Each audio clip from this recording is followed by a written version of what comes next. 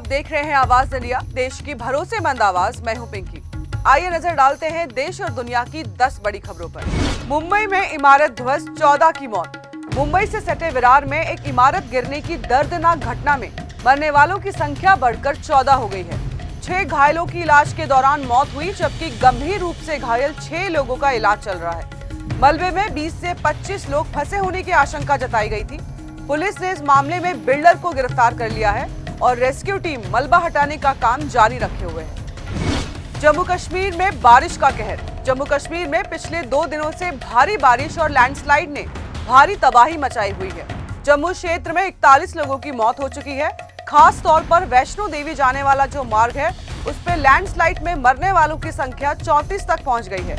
पिछले 24 घंटों में जम्मू में रिकॉर्ड तोड़ 380 मिलीमीटर बारिश दर्ज की गई है। देश के 10 राज्य बाढ़ और फ्लैश फ्लड की चपेट में। देश के कई हिस्सों में बारिश और बाढ़ ने जनजीवन अस्त व्यस्त कर दिया है। हिमाचल, उत्तराखंड, पंजाब और असम में नदियां उफान पर हैं। पठानकोट के पास माधेपुर हेडवर्क्स बैराज के 2 गेट टूट गए, जिससे आसपास के करीब 50 लोग फंसे हैं। गुवाहाटी में भी भारी बारिश के बाद शहर में जलभराव की समस्या उत्पन्न हो गई है। पीएम मोदी जापान और चीन के दौरे पर। प्रधानमंत्री नरेंद्र मोदी आज रात 8:15 बजे टोक्यो के लिए रवाना होंगे। जापान में वो प्रधानमंत्री इशिबा के साथ 15वें भारत जापान वार्षिक शिखर सम्मेलन में हिस्सा लेंगे। इसके बाद 31 अगस्त से चीन में शंघाई सहयोग संगठन की 25वीं बैठक में भाग लेंगे। ये दौरा अमेरिका के टैरिफ अटैक के बीच भारत की वैश्विक स्थिति मजबूत करने की दिशा में एक महत्वपूर्ण कदम माना जा रहा है। देश के 17 करोड़ बच्चों का आधार अपडेट जरूरी। Unique identification authority of India ने जानकारी दी है कि देश भर के करीब 17 करोड़ छात्रों का बायोमेट्रिक अपडेट नहीं हुआ है। इसके लिए सभी राज्यों के सचिवों का पत्र लिखा गया है। स्कूलों में शिविर लगातार छात्रों का बायोमेट्रिक अपडेट करवाने में सहयोग मांग रहे हैं। केंद्रीय शिक्षा मंत्रालय ने भी इसे UDISE प्लस पर अपडेट कर जिला अधिकारियों और प्रिंसिपल को रियल टाइम जानकारी उपलब्ध कराई है। दक्षिण राज्यों के सीएम के बिहार दौरे पर सियासी हंगामा। बिहार में सियासी हलचल तेज हो गई है। राहुल गांधी की वोटर अधिकार यात्रा में दक्षिण राज्यों के मुख्यमंत्री रेवंत रेड्डी और MK स्टालिन की उपस्थिति से माहौल गर्म हो गया है। वहीं उप मुख्यमंत्री विजय कुमार सिन्हा ने इसे बिहारियों का अपमान बताया और महागठबंधन पर निशाना साधा है। उन्होंने कहा कि बिहार अब राजनीतिक पर्यटकों की अराजकतावादी कोशिशों की भेंट नहीं चढ़ेगा। गढ़चिरौली में 4 नक्सली ढेर। महाराष्ट्र और छत्तीसगढ़ की सीमा के पास सुरक्षा बलों ने नक्सलियों के खिलाफ ऑपरेशन चलाया। इस मुठभेड़ में 4 नक्सली मारे गए, जिनमें 3 महिलाएं भी शामिल थी।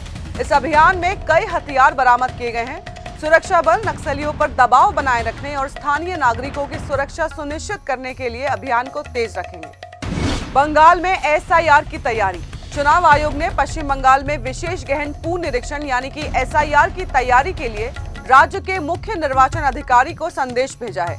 आयोग ने शीघ्र ERO और AERO की नियुक्ति करने का निर्देश दिया है। राज्य CEO ने मुख्य सचिव को पत्र लिखकर नियुक्ति में तेजी लाने का अनुरोध किया है। राहुल गांधी और तेजस्वी यादव की वोटर अधिकार यात्रा।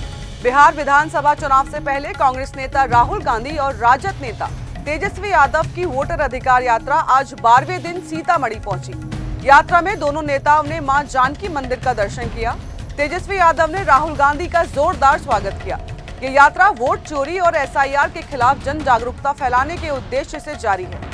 अमेरिका ने भारत को जोड़ा यूक्रेन युद्ध से। यूक्रेन युद्ध को लेकर अमेरिकी राष्ट्रपति डोनाल्ड ट्रंप के सलाहकार पीटर नवारो ने कहा है कि शांति का रास्ता दिल्ली से होकर गुजरता है। नवारो ने आरोप लगाया है कि भारत रूस से तेल खरीदता है और रूस उससे मिलने वाले पैसों को युद्ध में खर्च करता है। इस बयान के बाद भारत अमेरिकी संबंधों पर नई बहस छिड़ गई है। फिलहाल के लिए देश और दुनिया की खबरों में इतना ही। जुड़े रहिए आवाज इंडिया के साथ, फिर होगी मुलाकात। तब तक के लिए नमस्कार।